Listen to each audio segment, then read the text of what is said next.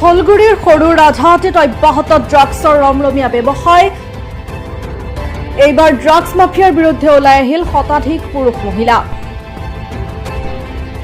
সকলোৰে চকুত ধূলি দি সৰু ৰাজাহাটীৰ একাংশ ড্ৰাগছ মাফিয়াই একাংশ মহিলাৰ জৰিয়তে অতি গোপনে অব্যাহত ৰাখিছে ড্ৰাগছৰ ৰমৰমীয়া বেহা। ড্ৰাগছৰ বাবে সৰু ৰাজাহাটীৰ প্ৰতিটো পৰিয়ালে এতিয়া ভুগিব লগা হৈছে জমৰ যাতনা। এই সৰু ৰাজাহাটীৰ পৰাই প্ৰত্যেক দিনাই ঢিং আৰু বটদুৱাৰ বিভিন্ন অঞ্চলত সৰবৰাহ হয় ড্ৰাগছ। নিতৌ ড্ৰাগছ সেৱন কৰিবলৈ সৰু ৰাজাহাটীলৈ আগমন ঘটে স্কুল কলেজৰ একাংশ ছাত্ৰৰ। অভিযোগ অনুসৰি এইখন গাঁৱত আছে কেইবাটাও ড্ৰাগছৰ ঘাটি আৰু একাংশ মহিলাৰ জৰিয়তে অতি গোপনে অব্যাহত ৰাখিছে ড্ৰাগছৰ সৰবৰাহ। বিগত সময়ছোৱাত ঢিং আৰক্ষীয়ে এইখন গাঁৱত অভিযান চলাই বৃহৎ পৰিমাণৰ ড্ৰাগছসহ একাংশ ড্ৰাগছ মাফিয়াক গ্ৰেপ্তাৰ কৰিছিল যদিও পুনৰ অতীত চালাকিৰে ইয়াৰে একাংশ ড্ৰাগছ মাফিয়াই অব্যাহত ৰাখিছে ড্ৰাগছৰ ৰমৰমীয়া বেহা। ভুক্তভোগী স্থানীয় ৰাইজে আৰক্ষী প্ৰশাসনক এটাই দাবী জনাইছে যে অতি শীঘ্ৰে আৰক্ষীয়ে ড্ৰাগছৰ ঘাটিসমূহ বন্ধ কৰি ড্ৰাগছ মাফিয়াসকলৰ বিৰুদ্ধে কঠোৰ ব্যৱস্থা গ্ৰহণ কৰে। আপোনালোকে চাই আছে ND365। আমাৰ 3-4টা ল'ৰা ছোৱালী আছে, আমি লিখা পঢ়া কৰিব নোৱাৰো, কিবা খাবলৈ নোৱাৰো, কিবা চিকিৎসা কৰিব নোৱাৰো এই ড্ৰাগছৰ কাৰণে। আজি মোৰ যেটো দিন আহিছে কোনেও ক'ব নোৱাৰে যে কোনটো দিনত মই পৰিস্থিতিত আছো। আপোনালোকৰ ওচৰত এটো আবেদন যে আপোনালোকে ড্ৰাগছখিনি মুক্তি কৰি দিয়ক। আৰু ইমান গৰমত আমাৰ ঘৰত এটা ফেনো নাই, সেই ফেনটো লৈ বিক্ৰী কৰি তাইলোকে ড্ৰাগছ খাই দিয়ে। আমি এতিয়া কি কৰিম? মই ভাবিছো যে ল'ৰা ছোৱালীকেইটা লৈ আজিকালি মৃত্যু ছাড়া আৰু একো কাম নাই। চাওক, আমি বহুত দিনৰ পৰা আমাৰ অতি পিছপৰা অঞ্চল সৰু ৰাজাহাটী গাঁওখনৰ অবৈধভাৱে বহুত ড্ৰাগছ দোকানী বহুত দিনৰ পৰা ৰমৰমীয়া ব্যৱসায় চলাই আছে। আমি বহুত দিনৰ পৰা থানাত বা নগাঁও আৰক্ষী অধীক্ষকক আমি জনাইছোঁ, কিন্তু আমি কোনো ধৰণৰ পোৱা নাই, ন্যায় পোৱা নাই। তেওঁলোকৰ বিৰুদ্ধে অতি সোনকালে বিহিত ব্যৱস্থা ল'ব লাগে। আৰু আমাৰ গাঁৱৰ ৰাইজে আজি চাওক, আমাৰ সৰু ৰাজাহাটী গাঁৱৰ মহিলা পুৰুষ সকলো ওলাই আহিছে। এই ড্ৰাগছৰ লগত জড়িত থকা মানুহবিলাক আমাৰ গাঁৱৰ আশে পাশে থকা অঞ্চলবিলাকতো ডেইলি চুৰি কাণ্ডত কৰি মানুহক অশান্তি দি আহি আছে।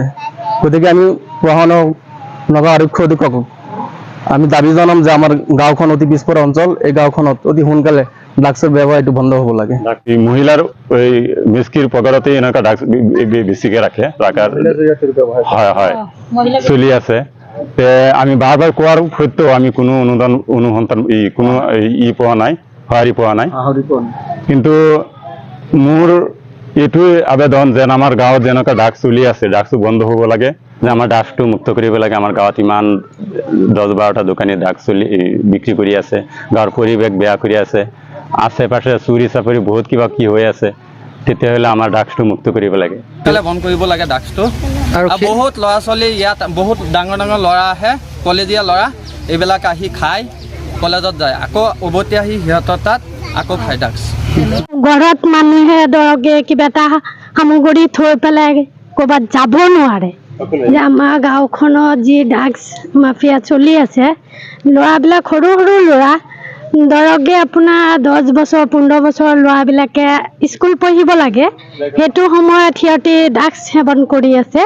তো সেইটো কাৰণে আমাৰ চৰকাৰত এইটোৱে আবেদন যে এই ড্ৰাগছটো বন্ধ কৰিব লাগে। ইয়াত নাই, নাম আমি ক'ব নোৱাৰো, আমি নাম নাজানো, কিন্তু সেইটোত ডাঙৰ মানুহ কোনোবা জড়িত আছে সেইবুলি সিহঁতে ইমান পাৰিছে কৰিবলৈ, নহ'লেতো কেতিয়াও নোৱাৰে। সৰু সৰু ল'ৰা ছোৱালীবিলাক আজি আপুনি ধৰকে বিকিছে, সৰু সৰু ল'ৰা ছোৱালীবিলাককো বিকিছে। সিহঁতে পইচা বনাবৰ কাৰণে সৰু ল'ৰা ছোৱালীবিলাকো এৰিছে। সেইটোৱে আমাক চৰকাৰ আৰু প্ৰশাসনক দাবী জনাইছোঁ যে আমাৰ ধৰকে সৰু ল'ৰা ছোৱালীবিলাক যাতে ভাল হয়, সেইটো চাই পেলাই এইটো ড্ৰাগছটো বন্ধ হ'ব লাগে। আমি এতিয়া কি কৰিম আপোনালোকে কওক? আমি চৰকাৰৰ ওচৰত এইটোৱে আমাৰ আবেদন আছে যে ড্ৰাগছখিনি আমাৰ মুক্তি কৰিব লাগে। ড্ৰাগছ বেপাৰী বুজাবুজি আছে, সেইটোতো আমি নাজানো। সিহঁতে কৈছে যে বহুত ডাঙৰ মানুহ আছে, দোকানীবিলাকে কয় যে কিবা বহুত ডাঙৰ নগাঁৱৰ পৰা বোলে সিহঁতৰ হাত আছে, আমিতো নাজানো যে নগাঁৱত ক'ত কি আছে নাজানো। আমি দুখীয়া মানুহ, আমিতো যাবই নোৱাৰো পইচাৰ কাৰণে।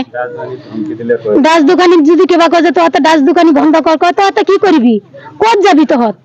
গুৱাহাটী যাই পেলাই নোৱাৰিবি। নগাঁৱত আমাৰ ডাঙৰ ডাঙৰ হাট আছে, তেতিয়াহ'লে দাস দোকানীহে ক'ব পাৰে যিহেতৰ হাত ক'ত আছে না আছে, আমিতো এইটো নাজানো। সৰু ৰাধাহাটীত যে ড্ৰাগছটো বিক্ৰী কৰি আছে, আমাৰ ঘৰৰ পৰা ডেক্সি পাতি চাউল ধান কিনি চবকেইটা লৈ গৈ দোকানত দি দিয়ে আৰু সিহঁতে খায়। সিহঁতে শিকাই দিয়ে যে ঘৰৰ পৰা কি কি বস্তু আছে তহঁতে লৈ আহিবি।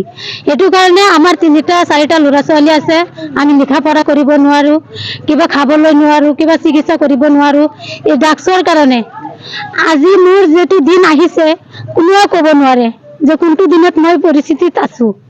আপোনালোকৰ ওচৰত এইটো আবেদন যে আপোনালোকে ড্ৰাগছখিনি মুক্তি কৰি দিয়ক। আৰু ইমান গৰমত আমাৰ ঘৰত এটা ফেনো নাই, সেই ফেনটো লৈ বিক্ৰী কৰি তাইলোকে ড্ৰাগছ খাই দিয়ে। আমি এতিয়া কি কৰিম? মই ভাবিছো যে ল'ৰা ছোৱালীকেইটা লৈ আজিকালি মৃত্যু ছাড়া আৰু একো কাম নাই।